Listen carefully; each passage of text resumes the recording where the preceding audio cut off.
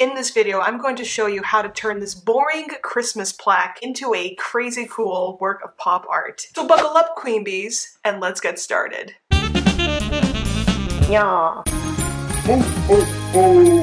Hello my gorgeous, beautiful, wonderful Queen Bees. It is your girl Amanda, the Bust Artist. Welcome back to my channel. And in case you're new here, welcome to my channel, a place where you can think like an artist and just have fun with your acrylic paint. So if you're looking for more ways to be inspired, be sure to click that subscribe button in the description below. Ah, the holidays are upon us. Now I am super stoked because I'm going to be doing another upcycle project. And in the past I've done previous upcycles where I've taken old, tired, or boring artwork and transformed it into something new and exciting. And we're going to be doing the same kind of thing today and making it into a Christmas creation. So I headed over to my local Dollar Tree and found this really interesting Santa plaque. Kind of generic, a little boring. And I decided, well, what this could use is some mixed media, like newspapers. We'll do some paper mache work, and then we'll do a really cool painting. So now that we have our item, it is now time to lay down some newspaper. Okay, let's go. So the materials that I needed were some newspapers, some scissors, and some Mod Podge for some gluing. Let's get papier macheing. All right, first things first, we're gonna be looking for newspaper clippings that are mostly black and white, just so that I can lay down a really nice background for our artwork later. That's the key.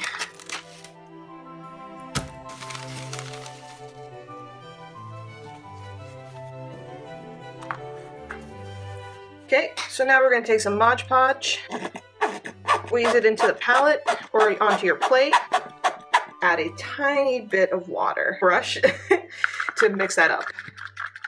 Take our newspaper, whichever one you want to start with, dip into the glue on both sides, let it drip just a little, place right on top of the plaque. Basically rinse and repeat. And every now and then you can take a little brush and coat some of the sides. And to help keep my newspapers steady and in place, I actually overlapped it to the back side, as you'll see later on in the clip here. And this was just so that the newspapers do not unfurl themselves and get all over the place. So this was just my way of securing everything into place and making it look perfect.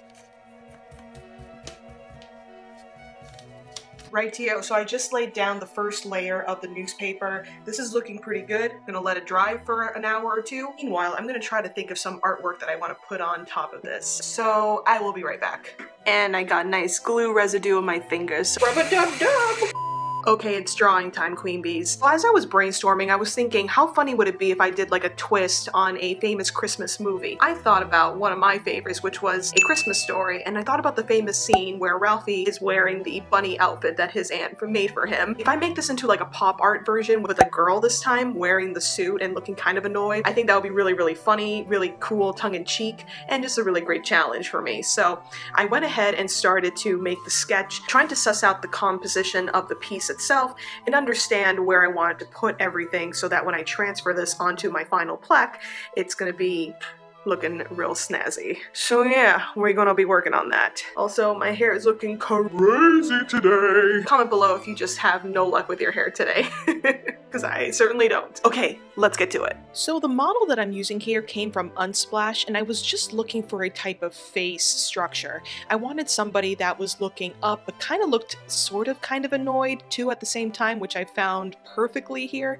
And then I just decided to add the elements of Ralphie so that he's recognizable in this model here. Okay, so here's my vision. We have our girl. She is wearing the famous horn-rimmed glasses that Ralphie wears from A Christmas Story, and she's wearing the bunny suit, and I was drawing in the ears. I'm kind of liking this, and I think we're about ready to do our transfer. So exciting! Now, the one thing I always love to do when it comes to doing the transfer process is first to think about how the inking is going to go down, aka I just wanted to clean up my lines so that it looks a lot cleaner and a lot more put together, and this is a way for me to kind of really make this stand out and give these really nice crisp lines as opposed to the sketchy, kind of crazy pencil sketchings that I had underneath. So when I do this, I take tracing paper and with a illustration pen, I just go along the outline and perfect my lines. And then from there, I take a carbon pencil and I copy over the lines on the other side of the tracing paper so that I can easily transfer this sketch onto my palette here. And if you're curious about what that process looks like and how exactly I do it, I actually made a video of that, the 3 ways to transfer a sketch, so be sure to check out that video up in the card or in the description below. Now for my favorite part, the grand reveal! Okay, the drawing has been successfully transferred. Now it's time to ink and to paint. Now this is where it starts to come to life. I'm crossing my fingers, I'm praying to the good Lord in heaven that this all works out for the best. Let's get to it.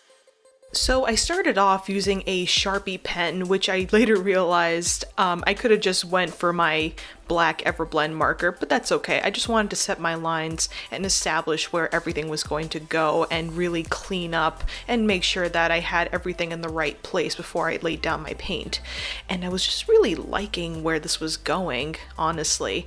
Now, I kind of went back and forth with this model because she has hair and I depicted her without any hair, and I was thinking, oh my gosh, should I represent her blonde hair? Should I not? At the end I decided, you know what, the bunny ears and the costume is covering everything on her head, so I'm just going to make it look like it's really encompassing her entire head so you don't really see any hair on there. But anyways, I grabbed my acrylic paints, mixed them to create that really nice hot pink bunny costume color that we see in the movie, and just went ahead with a nice flat wash brush to apply it to the large areas of the painting. And not gonna lie, I was kind of toying with the idea of, you know, this doesn't really look like a Christmassy color, you know, like you normally associate that hot pink with like Easter, or you know, that pastel with Easter and like spring, not necessarily Christmas. But that's kind of the beauty of a Christmas story, right? It's just kind of messy and odd and just doesn't quite fit, but it does fit at the same time. So anyways, after I laid down the initial color, I decided to just go in with my detail round brush and really clean up those lines with some black acrylic paint. And I just did that really carefully around the major features like the horned-rimmed glasses, the eyelashes, as well as the eyebrows, because those eyebrows, y'all know me, they gotta be on fleek, you know what I'm saying? From here, once I kind of laid down my initial lines, I then adjusted the line weights to accommodate more for the shadows and for the little details that just make pop art so much fun in the first place. And that's why I really like doing this kind of art. You have that freedom to go super detailed with it. So the more details you make, the better that the painting will come out, at least in my own experience. And I even took it a step further and made shadow areas so that it really just accentuated that pop feature of that hot pink against the newspaper background. That's probably why I really like using newspapers. It's so loud and chaotic as it is, so you're just adding very simple colors and shapes on top so that you can really get an image that really draws you in and makes you really fascinated. And then of course, in my own style, I just grabbed some white titanium paint to highlight the certain areas like the horned-rimmed glasses, the reflection in her eyes. I even added the white of her eyes as well, so that it can really stand out against the newspaper contrasting background. And I just thought that this really helped her come alive and really shine and sparkle just a little bit more. It kind of gave her like a metallic-y look, which I don't know, I just kind of really like that. I really do like how everything just sort of jumps off the page when you add just a little bit of white to it. I feel like this needs one more thing. In the plaque here, I'm going to add one of my favorite phrases from the movie, "Oh fudge." I think we all know that's one of the famous parts of the movie and so appropriate here.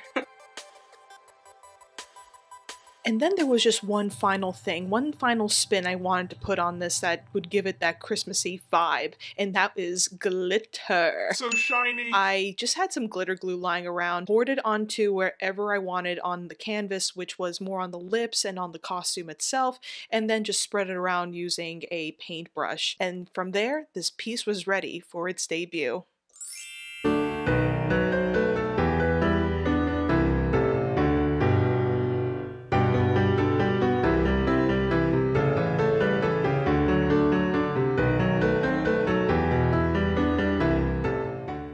Oh my god. gosh, you guys, this came out so freaking cool. We got a newspaper background. We got a sort of gender bender of Christmas Story wearing the pink bunny costume that is so famous from the movie, and on the bottom it says, "Oh fudge." I thought this was a really cool project and a really great way to kind of play around with different themes of Christmas with pop art, and I'm totally in love with it. If you guys enjoyed this video, please be sure to give this a like and to subscribe to my channel. Hit that like button, you know what to do, so that you can see more fun art videos like this from me to you in the future. So if you want to see more pop art projects from me, you can just click on the playlist right over here. And remember to love yourselves and always have fun with your art. I'll see you all next time. Bye!